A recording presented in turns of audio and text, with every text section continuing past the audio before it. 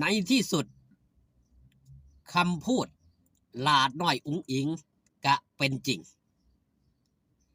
และสิเอาฟอร์จูเนอร์เข้าบ้านสวัสดีครับผมสวัสดีพี่น้องครับป้องปายมิดหมอแคนแฟนหมอลำยินดีต้อนรับเข้าสู่ช่องไทยซีเกตชาแนลสวัสดีเป็นยังแฟนคลับ FC สาวน้อยเพชรบันแพงแฟนคลับ FC ลาดน้อยอุ๋งอิงสู้ขู่สู้คนเด้อครับเด้อก่อนอื่นครับขอแสดงความยินดีกับลาดน้อยอุ๋งอิงสดห่อนครับพี่น้องทางเพจช่องพ่อแม่อุ๋งอิงแฟนเพจได้ออกมาโพสต์รูปเนาะพี่น้องเนาะโพสต์รูปดังที่พี่น้องได้เห็นครับยืนคู่กับฟอร์จูเนอร์ป้ายแดงหลายผู้หลายคนครับมือนี่เป็นมือยังครับรุ่นครับ1062มือแรงสิได้หรือบอคำเว้าคำจากของลาดน้อยอุ๋งอิงตั้งแต่แรกเริ่มเดิมทีเนาะตั้งแต่หูเฮ็ดบ้านเสร็จแล้วไม่หุ่นหลุดคำเว้าออกมาลาเหลือแต่สื่อฟอร์จูเนอร์เข้าบ้านตอนนั้นหลายคนกับหัวนำด้วยคำเว้าคำจาของหลาน้อยอุ๋งอิงเด็กบ้านๆเนาะเว้าซับกันว่าสันเถาะเฟอร์นิเจอร์กับฟอร์จูเนอร์มันใกล้เคียงก็เลยได้เว้าเอาฟอร์จูเนอร์ในที่สุดก็เป็นจริงจากเด็ก16ปีในมือนั่น19ปีในมือนี่ครับเลข6กับเลข9มันคือกัน1ตุลาคมปีพุทธศักราช2568แฟนคลับแห่แหนกันเข้าไปร่วมแสดงความยินดีกันมากมายหลายผู้หลายคนครับพี่น้องผู้ใดก็เข้าไปแสดงความยินดีกับหลานน้อยอุ๋งอิง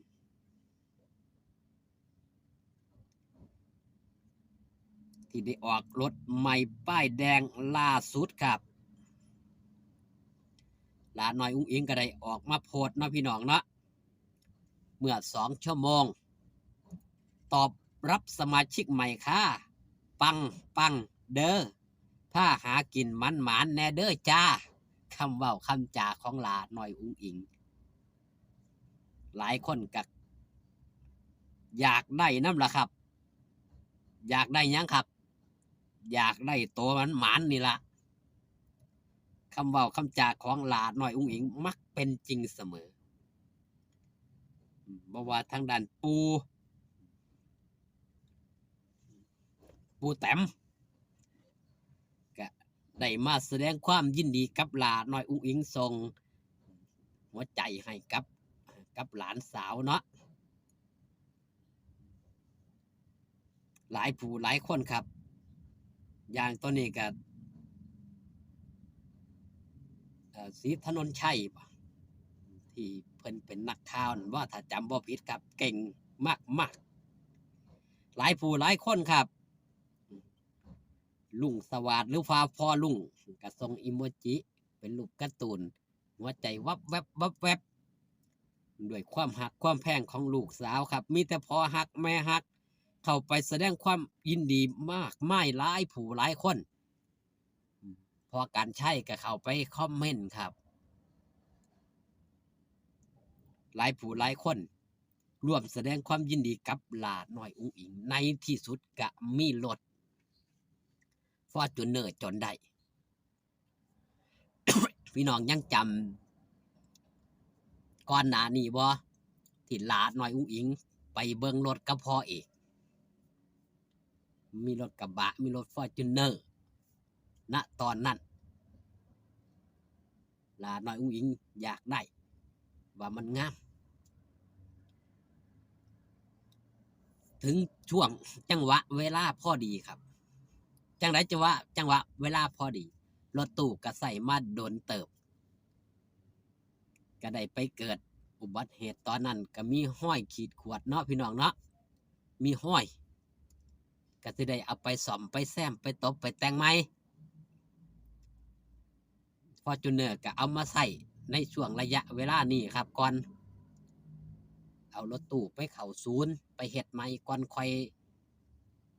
เอามาสลับสับเปลี่ยนกันไปเธอว่าหลาดหน่อยอุ้งอิง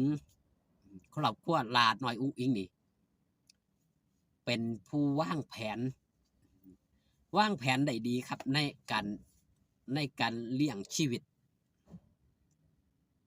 จากการอยู่ในวงการหมอหลองหมอลำทุกบาททุกสตางค์เก็บหอมรอมริบบ่ได้ใส่ใจสุรุ่ยสลายใส่ใจในสิ่งที่มันจำเป็นใส่ใจในสิ่งที่มันสำคัญ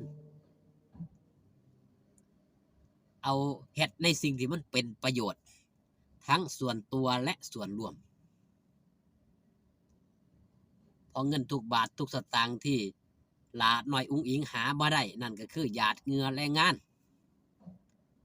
ของเจ้าของนำหยาดเหงื่อแรงงานของแฟนคลับ FC ที่เพิ่นตั้งอกตั้งใจนำมาให้หลาน้อยอุ้งอิงนี่คือสิ่งที่แฟนคลับ FC ฮักครับเพราะหยังหลาน้อยอุ้งอิงเองครอบครัวหลาน้อยอุ้งอิงเองเป็นคนที่ใส่ใจแบบบ่สุรุ่ยสลายหูจักวางแผนในการใส่ใจต่างๆถ้าเป็นศิลปินบางคนครับดังขนาดนี้พี่น้องว่ามีเงินในกระเป๋าเจ้าของนี่ใส่ใจจักอันใดต่ออันใดล่ะครับมีของแบรนด์เนมตั้งแต่เข้ามาใหม่ๆหุ่นละเอาไปเสริมนั่นเอาไปแต่งนี่สารพัดสารเพแต่หลาน้อยอุ้งอิงยังคงเดิมคือสวยงามตามธรรมชาติสวยงามตามแบบฉบับของหลาน้อยอุ้งอิงสมกับที่ผมเว้าคลิปหรือว่าหลาน้อยอุ้งอิงโพสต์ก่อนหน้านั้นเฮาบ่จำเป็นต้องไปลอกเลียนแบบผู้ใดเฮาก็สมบูรณ์แบบด้วยความเป็นโตของตัวเฮานี่ดีที่สุดมื้อแลงก็อย่าลืมอย่าพลาดครับผมว่าหลายคนใจเต้นตุมๆต่ำๆแน่นอนเพราะว่ากว่าสิมาฮอดวันนี้นี่โอ้ยหลาน้อยอุ้งอิงปล่อยมาหลายซะเหลือเกินเว้าออกมาหลายโตสำหรับโตเลขถือว่าหลาน้อยอุ้งอิงนี่เป็นเทพีแห่งโชคลาภเป็นเทพีแห่งความสำเร็จสมกับที่แฟนคลับ FC หักแฟนคลับ FC แพงนั่นเองขอบคุณพี่น้องป้องปายครับที่ได้เข้ามาเบิงขอบคุณพี่น้องป้องปายสุขุสุคนที่ได้เข้ามาแย่งช่องไทยซีเกตชาแนลคลิปนี้ฝากตอนเอาไว้แต่เพียงสำนีครับอยู่ดีมีแห้งสุขุสุคนพอกันคลิปหน้าสบายดีครับผม